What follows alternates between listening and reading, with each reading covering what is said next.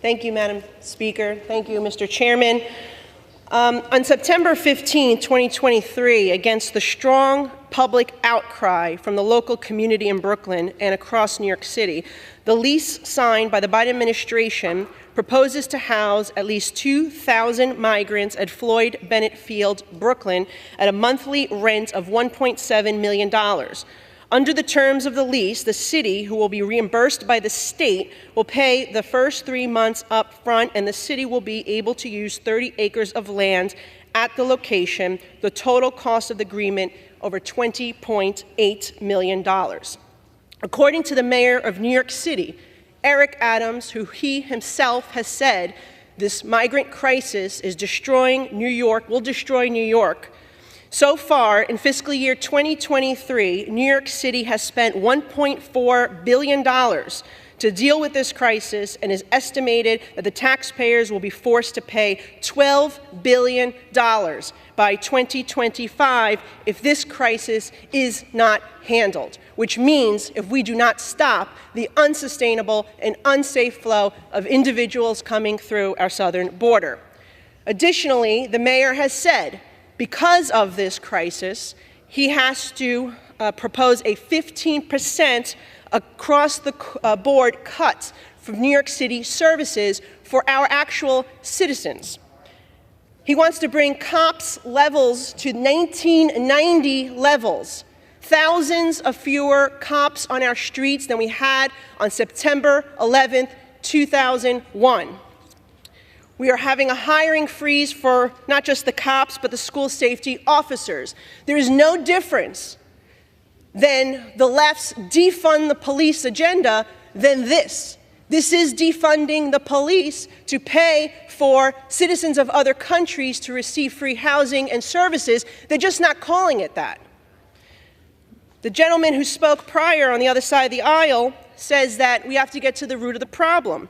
You're absolutely right, because New York City, because our mayor, by the way, is misinterpreting the right to shelter decree, which is intended for homeless New Yorkers, mandating the city to house homeless New Yorkers, not citizens of other countries. And if there's any question about that, we sued, and a judge on Staten Island reaffirmed what we've been saying, that the city has no obligation to house citizens of other countries, and the decree was meant for homeless New Yorkers. However, the mayor continues to use luxury hotel rooms, crushing tourism in New York, using school spaces, whether they're former Catholic schools. They even used public school gyms and cafeterias at one point.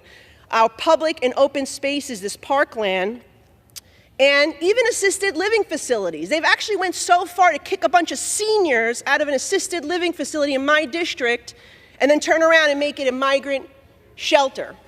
How is that fair for the citizens of New York?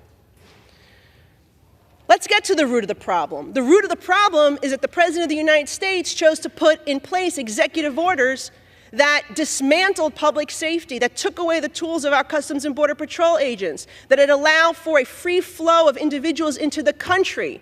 We don't know who, 1.7 million of them, we don't know who they are, where they are, or what their intention is. And then the other 6 million plus that have applied for asylum, guess what? 50% of those cases are denied in court. People are abusing the asylum system to gain entry into this country, to be released into this country. Most don't show up to court, and when they do, 50% of those cases are denied. So we need to go back to enforcing the laws, making sure there's a proper process in this country for people, yes, to apply for asylum. My mother's a Cuban refugee. I support people coming to this country and applying the right way for asylum. And what is the right way? The right way is you go to the next safe country.